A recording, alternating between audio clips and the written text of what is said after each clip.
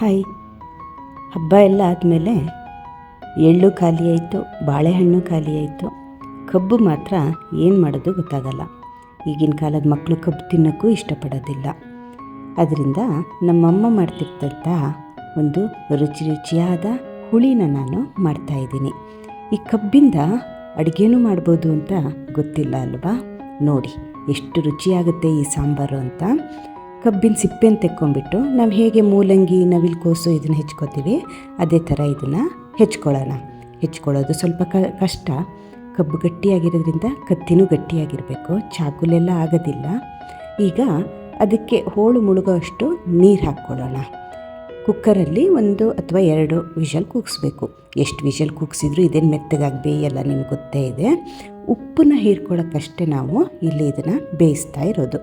ಈಗ ನೋಡಿ, ಕುಕ್ಕರ್ ಮುಚ್ಚಳ ಹಾಕಿ ನಾನೊಂದು 2 ವಿಷಲ್ ತರಿಸ್ತಾ ಇದ್ದೀನಿ. ಇಲ್ಲಿ ನೋಡಿ, ನಾನು ಈಗ ಸಾಂಬಾರಿಗೆ ಮಸಾಲನ ರೆಡಿ ಮಾಡ್ಕೊತಾ ಇದ್ದೀನಿ. 1 ಸ್ಪೂನ್ ಸಾಸಿವೆ, 1 ಸ್ಪೂನ್ ಜೀರಿಗೆ, 1/4 ಸ್ಪೂನ್ ಮೆಂತ್ಯ, 2.5 ಅಥವಾ 3 ಸ್ಪೂನ್ ಧನಿಯಾ ಹಾಕ್ಕೊಳ್ಳಿ. ಈ ಸಾಂಬಾರಿಗೆ ನಾನೊಂದು ವಿಶೇಷ ಇಂಗ್ರೀಡಿಯೆಂಟ್ ಹಾಕ್ತಾಯಿದ್ದೀನಿ. ಕಡಲೆಬೇಳೆ 1 ಸ್ಪೂನು, ಅರ್ಧ ಸ್ಪೂನು ಉದ್ದಿನಬೇಳೆ, ಇದೇ ವಿಶೇಷವಾದ ಇಂಗ್ರೀಡಿಯೆಂಟ್. 1 ಸ್ಪೂನ್ ಅಕ್ಕಿ ಹಾಕ್ತಾಯಿದ್ದೀನಿ. ಹಾಗೆ 3 ಬ್ಯಾಡಗಿ ಮೆಣಸು, 3 ಗುಂಟೂರು ಮೆಣಸು ಹಾಕ್ತಾಯಿದ್ದೀನಿ. ಹಳೆ ಕಾಲದಲ್ಲೆಲ್ಲ ಜಾಯಿಂಟ್ ಫ್ಯಾಮಿಲಿ, ಮನೇಲಿ ಜನ ತುಂಬ ಜಾಸ್ತಿ, ಬೇಳೆ ಕಾಳು ತಂದು ಒದಗಿಸೋಕ್ಕಾಗ್ತಾ ಇರಲಿಲ್ಲ. ಸಾಂಬಾರನ್ನ ದಪ್ಪ ಮಾಡಲಿಕ್ಕೆ ಅವ್ರು ಉಪಯೋಗಿಸ್ತಿದ್ದ ಟ್ರಿಕ್ ಇದು. ಸ್ವಲ್ಪ ಅಕ್ಕಿನ ಹಾಕಿಬಿಟ್ಟು ಮಸಾಲ ಜೊತೆ ಹುರಿದು ಹಾಕೋದು. ನೋಡಿ, ಇಲ್ಲಿ ನಾನು ಮಸಾಲ ಎಲ್ಲ ಫ್ರೈ ಆದಮೇಲೆ 1 ಬಟ್ಲು ಹಸಿ ಕಾಯಿ ತುರಿನ ಹಾಕ್ಕೊಂಬಿಟ್ಟು ಒಂದು 30ರಿಂದ 40 ಸೆಕೆಂಡು ಫ್ರೈ ಮಾಡ್ತಾಯಿದ್ದೀನಿ. ಇದಕ್ಕೆ ಬೇಕಾದಷ್ಟು ಹುಣಸೆ ಹಣ್ಣನ್ನು ಹಾಕ್ಕೊಳ್ಳೋಣ. ಈಗ ಇದಿಷ್ಟನ್ನು ಹಾಕಿಬಿಟ್ಟು ನೀರು ಹಾಕಿ ಮಸಾಲ ರುಬ್ಕೋಬೇಕು.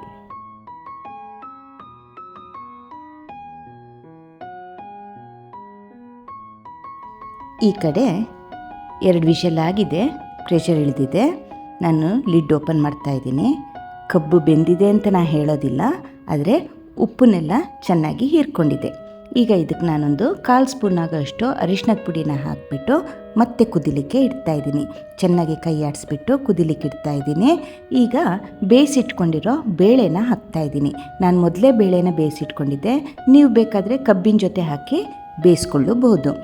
ವಿಡಿಯೋದಲ್ಲಿ ತೋರಿಸಿರೋ ಈ ಲೋಟದಲ್ಲಿ 1 ಲೋಟದಷ್ಟು ಬೇಳೆನ ನಾನು ಹಾಕಿದ್ದೀನಿ. ಹಾಗೆ ಈ ಸಾಂಬಾರು ಏನಿದೆ ಇದು ನಾನು ಒಂದು 4 ಜನಕ್ಕೆ ಸರ್ವ್ ಮಾಡೋಕ್ಕಾಗೋಷ್ಟು ಪ್ರಮಾಣದಲ್ಲಿ ಪ್ರಿಪೇರ್ ಮಾಡ್ತಾ ಇದ್ದೀನಿ. ಇಲ್ಲಿ ನೋಡಿ, ಈಗ ಸಣ್ಣ ಕುದಿ ಬರ್ತಾ ಇದೆ. ಬೇಳೆ ಹಾಕಿರೋದ್ರಿಂದ ತಳ ಹತ್ತೋ ಚಾನ್ಸಸ್ ಇರುತ್ತೆ, ಮಧ್ಯೆ ಮಧ್ಯೆ ಕೈ ಆಡಿಸ್ತಿರ್ಬೇಕು. ಹಾಗೆ ಮತ್ತೆ ಸ್ವಲ್ಪ ಉಪ್ಪನ್ನ ನಾನು ಹಾಕ್ತಾ ಇದ್ದೀನಿ. ಈಗ ರುಬ್ಬಿಟ್ಕೊಂಡಿರೋ ಮಸಾಲಾನ ಇದಕ್ಕೆ ಹಾಕ್ಕೊಳ್ಳೋಣ. ಮಸಾಲ ದಪ್ಪವಾಗಿದೆ, ಆದ್ದರಿಂದ ನಾನು ಮಿಕ್ಸರ್ ಜಾರ್ನ ತೊಳೆದು ನೀರನ್ನು ಸಹ ಹಾಕ್ತಾಯಿದ್ದೀನಿ. ಸಾಂಬಾರು ನಿಮಗೆ ಯಾವ ಥಿಕ್ನೆಸ್ಸಲ್ಲಿ ಬೇಕೋ ಅಷ್ಟು ನೀರನ್ನು ಹಾಕ್ಕೊಳ್ಳಿ. ತುಂಬ ನೀರು ಮಾಡಲಿಕ್ಕೆ ಹೋಗಬೇಡಿ. ನಾನು ಹೇಳಿದಾಗೆ ಕಬ್ಬು ಬೇರೆ ತರಕಾರಿಗಳ ಥರ ಕರಗಿ ಬೆಂದಿರೋದಿಲ್ಲ. ಹಾಗಾಗಿ ಈ ಸಾಂಬಾರು ಸ್ವಲ್ಪ ದಪ್ಪದಾಗಿದ್ರೇ ಚೆನ್ನಾಗಿರುತ್ತೆ. ಈಗ ಇದನ್ನು ಕುದಿಲಿಕ್ಕೆ ಬಿಡಬೇಕು. ಇದು ಚೆನ್ನಾಗಿ ಕುದಿಬೇಕು.